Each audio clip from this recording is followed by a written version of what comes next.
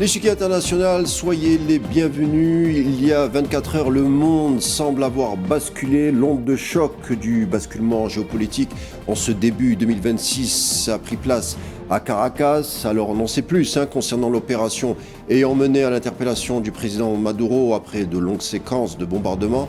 15 000 hommes des troupes américaines étaient stationnés depuis des mois dans les mers des Caraïbes. À la mi-décembre, on apprend que la CIA avait infiltré l'entourage de Nicolas Maduro. Donald Trump, avant-hier, avait donné son feu vert pour l'intervention lorsque les militaires lui disent que la météo est clémente pour optimiser l'opération. 150 avions et hélicoptères entrent dans l'espace aérien vénézuélien. L'effet de surprise est total. Les hélicoptères transportaient les forces spéciales jusqu'à la cible, c'est-à-dire la demeure du président vénézuélien. Après, avec une couverture aérienne qui bombardait les défenses vénézuéliennes, 2h30 la durée de l'opération ayant permis à faire sortir Nicolas Maduro jusqu'à un navire de guerre. Il sera ensuite photographié comme un butin de guerre. Tout est terminé? Non, nous en sommes qu'au début, puisque beaucoup se questionnent sur la légalité de cette opération. Aux États-Unis d'abord, Donald Trump n'a pas prévenu le Congrès de cette attaque. Beaucoup de juristes américains à tendance démocrate parlent déjà d'une attaque hors la loi. Ce qui est sûr est que l'événement survenu avant-hier va connaître de nombreux épisodes d'ici les prochaines semaines. On fait le point, à tout de suite.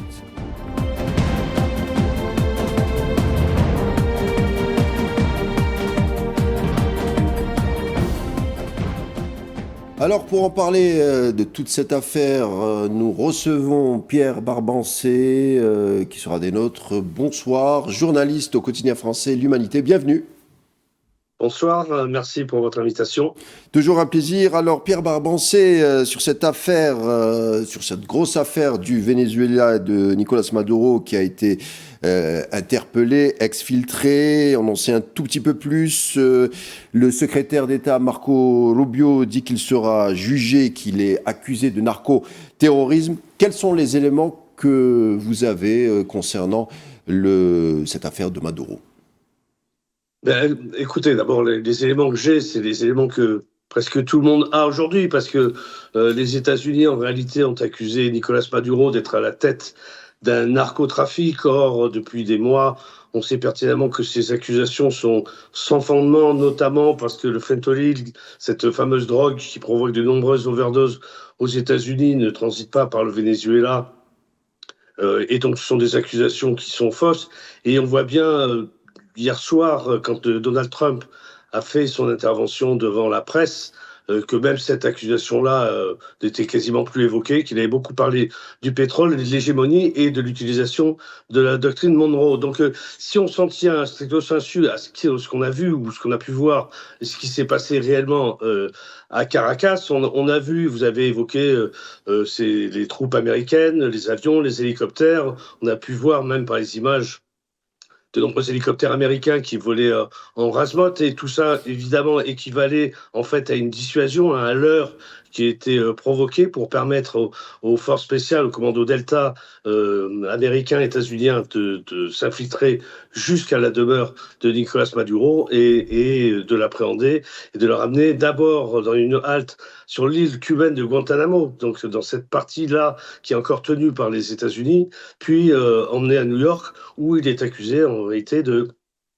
blanchiment d'argent, de trafic de drogue, de cocaïne, etc. etc. Ça c'est pour la partie dite juridique. Mais ça n'a de juridique que le nom, car en réalité, c'est bien le droit international, la justice internationale qui est bafouée avec cette intervention états-unienne, notamment parce que c'est la justice internationale qui doit, en réalité, si quelque chose se passe, doit juger le président Maduro et non pas la justice états-unienne. Or, c'est bien ça qui est en train de se passer avec... des accusations, encore une fois, qui sont très peu sensées, et Nicolas Maduro est déjà considéré comme coupable et par Donald Trump et par Marco Rubio, le secrétaire d'État états-unien, qui lui-même, je le rappelle, est issu d'une famille immigrée de Cuba. Donc, je pense que les questions qui se posent maintenant, évidemment, sont sur la question du droit international, mais on sait que Donald Trump n'est pas un grand défenseur du droit international. Il l'a montré très bien avec son grand ami Benjamin Netanyahou, avec ce qui se passe à Gaza, mais on s'aperçoit aussi que les États-Unis n'ont jamais fini de considérer l'Amérique latine comme sa basse-cour, en quelque sorte, son arrière, son précaré, dans lequel il entend faire jouer toute sa puissance. Et c'est pour ça que Donald Trump a rappelé la doctrine Monroe, donc je le rappelle, qui considère que les États-Unis sont responsables de tout ce qui se passe en Amérique latine. C'est une vieille doctrine qui avait été éditée il y a près de 2 siècles, auquel les États-Unis ont rajouté il y a quelques semaines une espèce de corollaire Trump, en réalité, qui permet d'actualiser cette doctrine Monroe et de permettre aux États-Unis de faire ce qu'ils veulent, puisque vous savez qu'il y a une très grande offensive en réalité en Amérique latine aujourd'hui contre Cuba. Ça date depuis des décennies, et donc il y a beaucoup de craintes à avoir pour Cuba aujourd'hui. Mais je pense que l'ensemble des pays qui se sont dotés démocratiquement de gouvernements de gauche sont aujourd'hui dans la ligne de mire de Donald Trump et de tous ses amis en Amérique latine, notamment le président argentin qui vient de déclarer lui-même qu'il fallait en finir avec le cancer du socialisme en Amérique latine. Alors revenons sur la nuit dernière, la question qu'on se pose, est-ce qu'il y a eu sabotage interne, c'est-à-dire au sein de la chaîne de commandement militaire du Venezuela? C'est vrai, un président a été enlevé en une seule nuit sur fond de bombardement pendant que la vice-présidente, au même moment, Delcy Rodriguez et le ministre de la Défense prenaient la parole à la télé. De plus, il n'y a eu aucune action de riposte des défenses vénézuéliennes. Le Venezuela n'est pas un pays sans défense, hein. On sait qu'il est muni de systèmes russes S-300 et des radars sophistiqués chinois. Bref, rien n'a été activé, comme si tout a été mis sous silence, tout a été paralysé en interne, surtout que les hélicoptères américains, vous l'avez dit, volaient à basse altitude. Vous me voyez venir, Pierre. Est-ce qu'on a retourné des responsables de la chaîne de commandement militaire du Venezuela, ou dit autrement, est-ce que Nicolás Maduro a été trahi? C'est une question qui peut effectivement se poser au vu de ce à quoi on a assisté. Encore que le ministre de la Défense vénézuélien ce soir a déclaré qu'effectivement, quand le commando états-unien a attaqué la résidence de Nicolás Maduro, il y a eu des combats et des éléments de la défense de Nicolás Maduro ont été tués. Mais effectivement, on peut se poser un certain nombre de questions.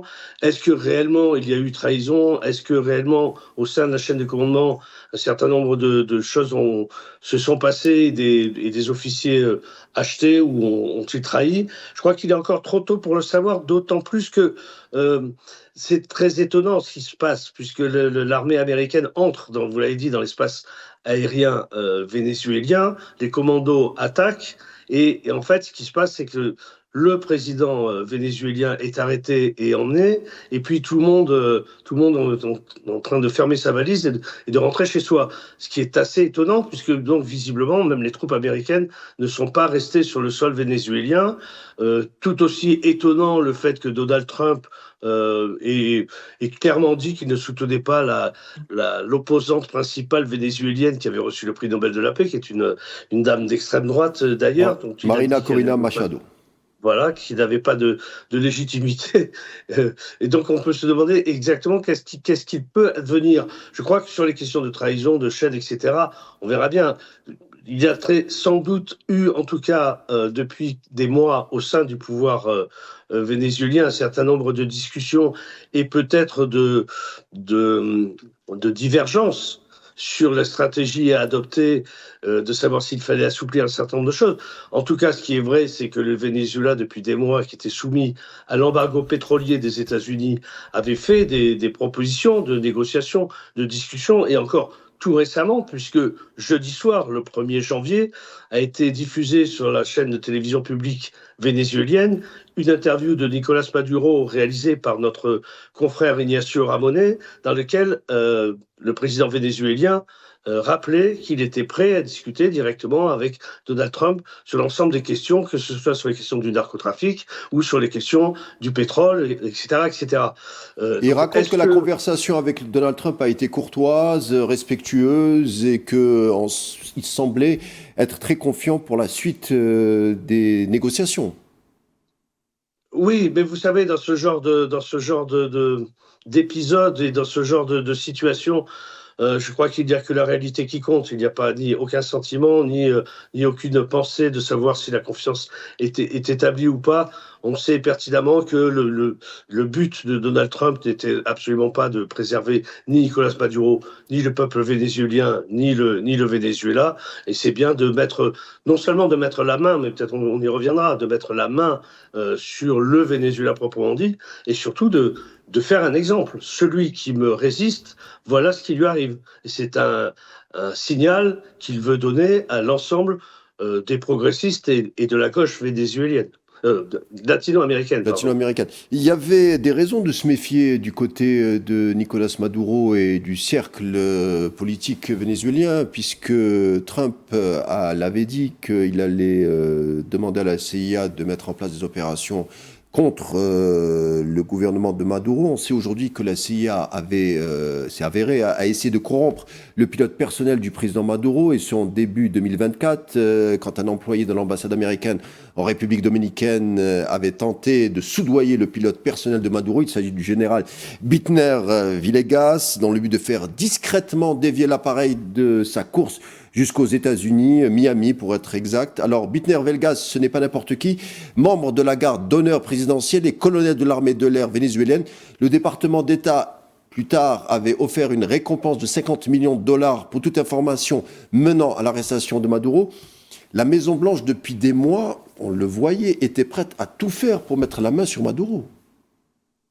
Oui, mais c'est pas tellement étonnant de la part des États-Unis.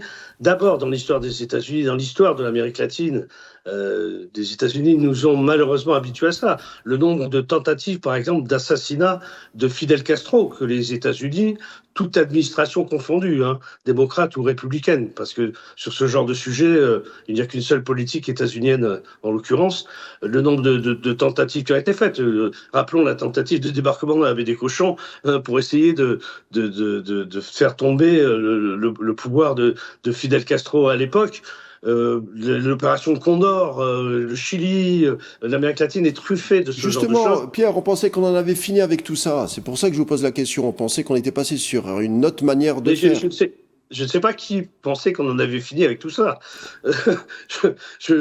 Moi, personnellement, je n'en ai jamais pensé qu'on avait fini avec tout ça. Les On en a Américains, peut-être fini. pardonnez-moi Pierre, les Américains eux-mêmes, avec la commission Church dans les années 70, qui avait demandé par exemple à Richard Helms, le dirigeant de la CIA, d'arrêter avec les opérations noires. C'était après 1973, après les opérations au Chili, après la chute de Allende, après les bombardements au Laos, après les bombardements au Cambodge.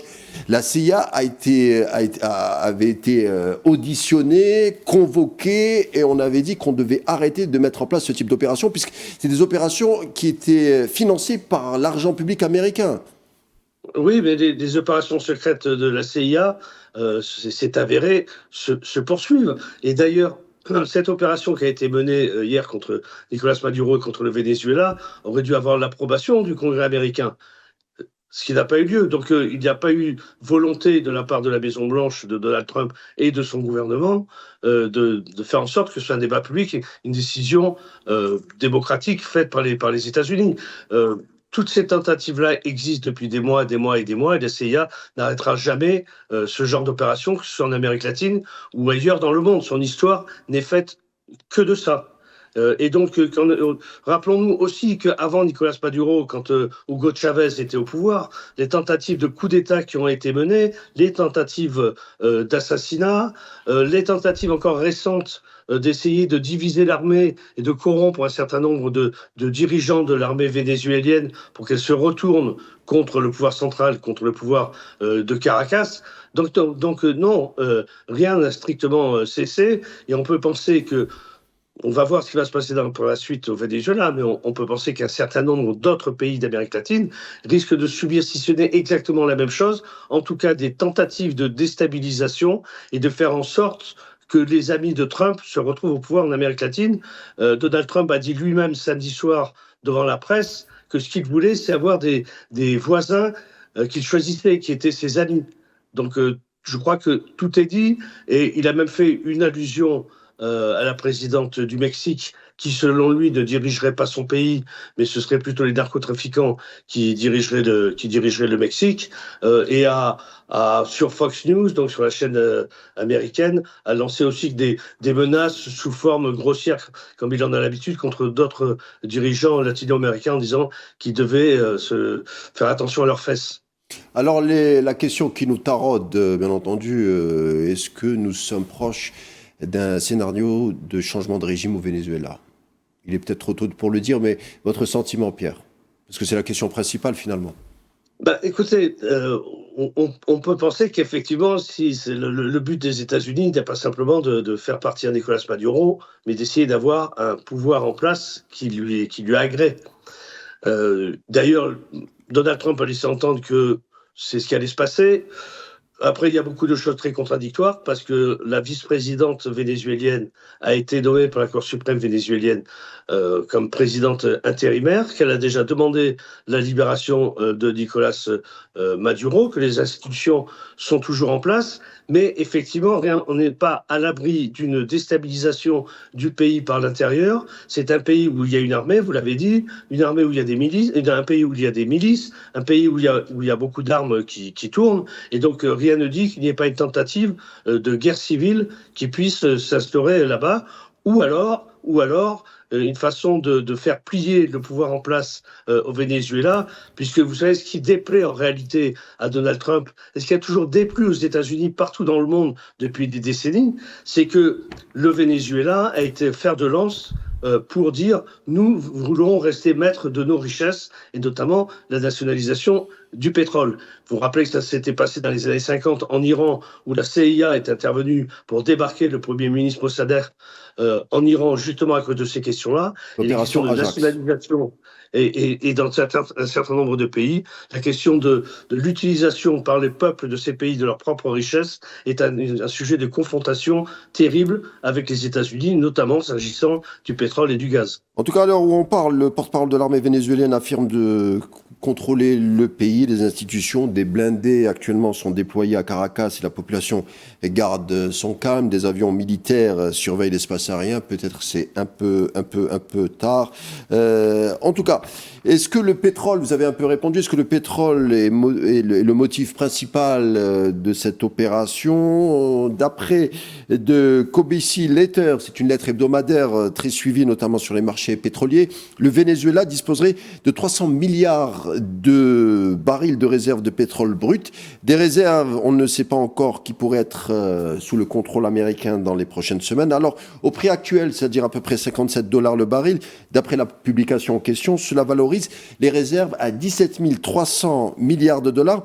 Même à moitié prix, Pierre, sur le marché, les États-Unis mettent la main sur environ 8 700 milliards de dollars. Autrement dit, en l'espace de quelques heures, Washington contrôlerait des actifs énergétiques dont la valeur dépasse le PIB de l'ensemble des pays du monde, à l'exception des États-Unis et de la Chine. C'est 4 fois le PIB du Japon. Le butin désormais américain est colossal. Le butin, pardon, est colossal, mais il faut rappeler quand même deux choses. La première, c'est que le pétrole vénézuélien n'est pas de très bonne qualité. Premièrement. Deuxièmement, qu'il y avait déjà des accords avec la firme américaine Chevron pour le traitement de ce pétrole qui était extrait au Venezuela. Chevron n'avait pas l'autorisation des États-Unis de verser l'argent directement au gouvernement vénézuélien, mais c'est rétrocéder une partie de ce pétrole traité au gouvernement vénézuélien.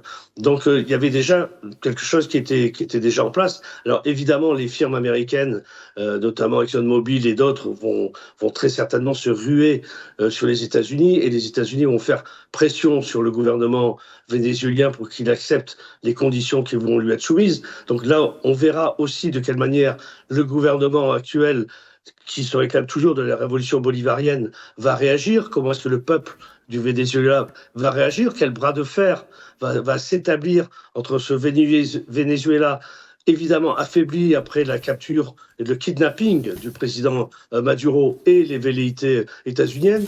Mais je crois qu'il faut souligner aussi une chose importante.